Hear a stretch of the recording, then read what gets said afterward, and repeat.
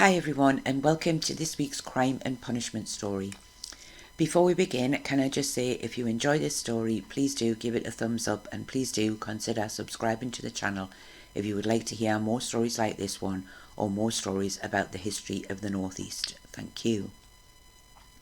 I would also like to say that most of my research comes from old newspaper articles. They tend to include a lot more detail than other places, though sometimes it can be a little conflicting. But I feel that these stories are all about the detail. This story covers the second man who was hanged on March the 24th, 1908, along with Joseph Noble, whose story I covered last week. Robert Lawman was found guilty of the murder of his girlfriend Amelia Bell Wood in February 1908 in Bensham in Gateshead. This is his story. Robert Lawman was born in around 1872 in Cumberland to parents George and Ellen. He married a lady called Mary in around 1893 and they had 2 children together, both boys. It is also claimed that he had another son with a lady also called Mary. Some reports suggest they were married, but I have not found any proof of this or of the son claimed to be his, and the second Mary was not mentioned in any newspaper reports at the time of the crime. The only person mentioned was the Mary he had married in around 1893. At the time of the crime, Robert was said to be around 35 years old and a minor living in the Benwell area of Newcastle upon Tyne. Amelia Bell Wood, the victim, was born in around 1884. Some reports suggest that she was born in Wallsend, but most say that she was born in Seatonburn. I believe the second to be correct. However, her 2 younger siblings were born in Wallsend, which may be where the confusion comes from on some census forms. She does not appear to have been married and is listed as a domestic servant in 1901. However, it is strongly suggested that she worked on the streets. At the time of her murder, she was said to be around 24 years old. Robert claimed that he had met Amelia in around 1904. At the time, he said she was on the streets, but that he had fallen in love with her and she loved him too. His wife was, however, still alive, so he was not able to marry, but they decided to set up home together as man and wife. He said he worked 2 jobs to be able to pay for their home. One was cleaning tram cars at night, so although he said he was a minor, it's unclear if he actually was, and he didn't say what his daytime job was. Their life together was not a happy one. He said that he found that Amelia was too fond of the drink and seemed to want more and more. She often went out at night and did not come home until 2 in the morning. They would often argue and fight, and she threw things at him, bottles, pans, and even knives. He claimed that she had thrown a stone through the window one night, but he said that he still cared for her and that he himself could also be quick-tempered. He said he had bought her a bicycle in the hope that she would go for rides in the countryside when he was at work, and that this would keep her off the drink. But clearly this had not worked, and if I'm honest, I can't see how it would, as I doubt she would have been interested in rides into the countryside. In January of 1908, she had left him and moved into lodgings in Hyde Park Street in Gateshead. He was not happy about this, and he had claimed that he intended to get her back. It is true to say that Amelia had indeed moved out of the home she shared with Robert and his eldest son. However, it seems that her reasons had been because she was afraid of Robert, or at least this was what she claimed. She had been at the police station just prior to the murder asking for protection from him, and it's unclear what happened at the police station, but by around January the 30th, 1908, she had moved into the home of Mr. and Mrs. Senior in Hyde Park Street in Gateshead. She had told Mrs. Senior that she needed somewhere to stay as she was no longer able to stay with Robert at his home. The following night, January the 31st, she went out. No details were given as to where she had gone or who with. Robert had also gone out that night to find Amelia. He was, he claimed, dressed in his good clothes and had shaved off his tash. He said that he had done this because Amelia had said she preferred men without a tash. It's more than unclear how Robert knew where to look for her, but at around 11:30 p.m, Amelia returned to her lodgings along with Robert, and it was claimed that she told Mrs. Senior that this was the man she had been living with.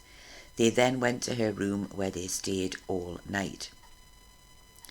Sometime early in the morning, suggested to be around 5 a.m, Robert went out to get some drink and is said to have returned with some beer and whiskey. Mrs. Senior went to the room a little later and Amelia asked for more drink, so Mrs. Senior went to get some. On her return, she took whiskey to the room. However, Amelia wanted beer, so she had gone to ask Mrs. Senior to get some. Some reports say that Mrs. Senior went to get this, but others say she was making breakfast, so she did not go for any more. She then heard, Mrs. Senior, the door to the room that the couple were in being locked. She took their breakfast to them, but no one answered the door. She asked Robert to open the door, and he said he would when he was ready. She said she then heard screaming from inside, and it was this that made her go straight for a policeman. The policeman, Mr. Pacey Kelly, was also unable to make Robert open the door, and he sent for Inspector Gray, and the two men forced the door open. Inside, they found Amelia laying on the floor in a pool of blood. Robert was leaning over her, and he had blood pouring from a wound in his neck. It was claimed that Robert then said, "I killed her, I loved her, and I will swing for her." Broken glass was found around the room, and it was felt that there had been a violent struggle. A blood-stained knife had been found outside the door of the room behind some curtains, and it was clear to all that Amelia was dead and that Robert was seriously injured. The body of Amelia was taken to Hillgate Mortuary. Robert was charged with the murder of Amelia Bell Wood, and he was then taken to Gateshead Hospital, where he was treated for his wounds, and although they were classed as serious, it was said that he recovered well and quite quickly. The cause of death for Amelia was said to be the wounds to her neck. However, it was also said that it appeared that Robert had tried to strangle her first. Dr. Robinson said he believed the broken glass could have caused the wounds to her neck, but that more than one attempt had been made to cut her throat, and it was quite possible that the knife could also have been used. Both the knife and the glass had hairs on them that matched Amelia's. It was also said that she had defensive wounds to her hands and arms and did appear to have put up quite a fight against Robert. The trial took place in late February of 1908. Robert was said to be dressed with his collar turned up and buttoned to the neck so as not to show his wounds. He was still said to be a little weak and was given a seat to sit on in the dock, and in answer to the charge he replied that he was not guilty. Robert's son, who was around 11 years old at the time, gave evidence and claimed that he lived in Joseph Street in Elsick with his father, and that Amelia, who was known as Millie, had lived with them until recently. He said that his father and Amelia often argued and that his father often hit her. He said his father had also told him that he was going to go out and look for Millie on the night of the 31st of January, and that if he found her, he would hit her. He said he had also told him that he was going to have his tash shaved off. The boy claimed that the knife produced at the trial had come from their home and that it was the one that they used for cutting bread. Mrs. Senior gave evidence similar to the information I have already mentioned earlier. Robert gave his own evidence. He claimed on the night that he found Amelia, she seemed to have had quite a lot to drink and did not recognise him. He denied that he had shaved his tash off in the hope that she would not know who he was if she met him. However, he did admit that it was possibly why she had not recognised him when she first met him that night. He then went on to claim that after returning to the home of Mrs. Senior, all had been fine. They had enjoyed the night together, and then in the morning, after she had asked Mrs. Senior to fetch more beer, she had returned to the room and bolted the door. It was then, he claimed, that she looked in the pocket of his overcoat and found the knife. He did not give any reason as to why she would have looked in his overcoat, but he claimed that he had taken the knife with him because he had planned to take his own life if she had refused to have anything to do with him when he found her. He said that once she found the knife, she turned and swore at him and said she would fettle him. He said he made a grab for the knife but let it go as it cut his fingers. She struck out at him with the knife and cut his throat with it. He then pushed her up against the door and put his hands around her neck in the hope that she would drop the knife, but instead she slashed his jaw with it. She then unbolted the door and ran into the passage. He followed and pulled her back. He claimed she had thrown the knife away outside of their door. He bolted the door once they were back inside, and he said that Amelia then threw a bottle at him and then picked up another. He picked up one himself and knocked the bottle from her hand and then hit her, he claimed, in the face with the bottle he was holding, and he said that she then fell to the floor. He lay down beside her thinking she was dead. It was after this that he looked for the knife and could not find it, so he took a piece of broken bottle and tried to make the wound in his neck bigger, as he wanted to join Amelia in death. When cross-examined, he said it was true that he had said that he loved her. Indeed he did, but he did not remember saying he would swing for her, and he thought he had killed her with the bottle, so he believed he may have told the policeman that he had killed her. But he did not use the knife, and he did not intend to kill her. The prosecution said his defence testimony was nothing but lies. Nothing of what he said made sense. They said, why would Amelia look in his coat? She had no reason to. And why would she attack him when he had said that until then all had been fine? They said that he was simply trying to blame her, when it was more than likely that he had made the first attack. It seems that the jury felt the same way, as after only 30 minutes they returned a verdict of guilty of murder. When asked if he had anything to say to this, Robert did not reply. The judge then passed the sentence of death by hanging on Robert Lawman, and that his remains would be buried within the walls of Durham prison. At this point, Robert calmly and firmly saluted to the judge and said, "I thank you, my lord." He was then removed from the dock and taken back to Durham prison. Robert wrote several letters during his time in prison. He wrote to a friend saying he was sorry for not writing sooner, but that he had so many letters to write he could not keep up. He said he was happy to die and was ready to meet his God. It is to be assumed that many people wrote to prisoners in those days. Perhaps it was all part of the strange fascination people had with crime, killers and death, as this is not the first occasion where I've heard a prisoner saying that they had received hundreds, if not thousands, of letters whilst awaiting to be executed. Robert also wrote to his father, and in his letter to his father he mentioned that he had written several times to his wife, but that she would not reply. He wanted to see his boys one last time, and he was worried that this was not going to happen. He asked his father to look after them for him, and it seems he had not seen his father for some time, as he also explained how he had planned to visit, but something had always held him back. He had several visits from friends during his time awaiting his fate. His last visit was from his father and his oldest son.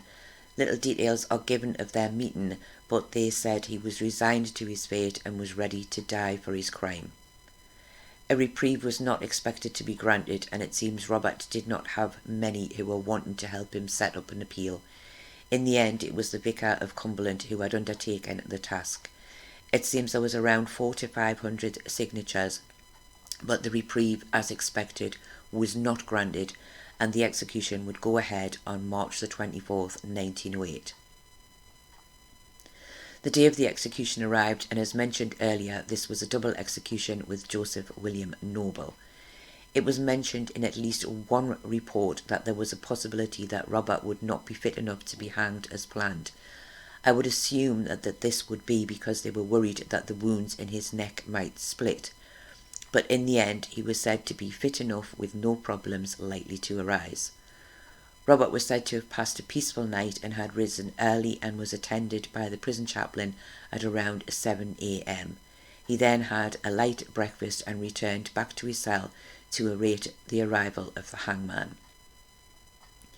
A little before 9 a.m, the hangmen arrived. These were the Pierpont brothers, and Robert was pinioned. This means his arms were tied at the wrist. Sometimes this was behind the back and other times it was in front. Robert then formed part of the procession to where the scaffold had been erected. It was said that he appeared pale and resigned, but walked without aid. After being positioned on the drop side by side with Joseph Noble, the ropes were adjusted, the hood placed over his head, and the bolt was removed, and Robert fell. His death, as is most often the case, was described as being almost instant.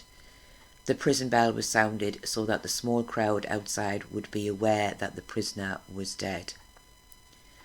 After being left for the usual time of 1 hour, the body was removed and the inquest was held. As with the body of Joseph Noble, the reporters present were allowed to see him in his plain and simple coffin.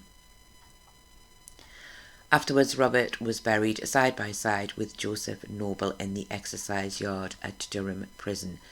And as I said in the story about Joseph Noble, the ground was then carefully rolled afterwards so that no sign of the burials would be seen. And as I also mentioned before, no markers were placed and only the officials knew the location from the detailed maps that they held. Robert paid the ultimate price for, it's said, being a possessive man. It seems he felt that if Amelia was not to be with him, then she would be with no one. And even though it was said that she did indeed spend time with other men, this was no excuse for the crime he had committed. There did not seem to be any clear motive for his crime, only jealousy at her being with someone else. I hope that you have found this somewhat sad and tragic story interesting and have enjoyed it. If you have, do please give it a thumbs up and do please consider subscribing to the channel if you would like to hear more stories like this one. Thank you very much for watching, and I do hope to see you again very soon. And please do forgive any mistakes. As I have previously said, I do record this all in one go as I do not have any editing, and I try not to make mistakes, but it's not always possible. Anyway, thank you for watching.